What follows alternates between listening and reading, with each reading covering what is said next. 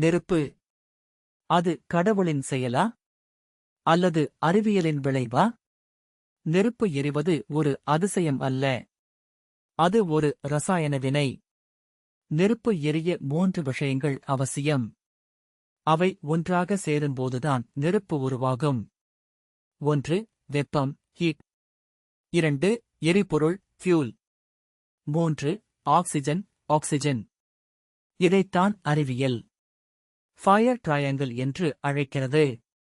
இந்த மூன்றும் பூமியில் இயற்கையாகவே கிடைக்கின்றன. பூமியில் 21% ஆக்சிஜன் உள்ளது. மரங்கள், நிலக்கரி, எண்ணெய், எரியக்கூடிய எரிபொருட்கள் நிறைய உள்ளன. ஆனால் செவ்வாய் கிரகத்தில் ஆக்சிஜன் மிகக் குறைவு. சந்திரனில் ஆக்சிஜன் இல்லை. சுக்கிரன் கிரகத்தில் ஆக்சிஜன் இல்லை. அதிக கார்பன் டை ஆக்சைடுதான்.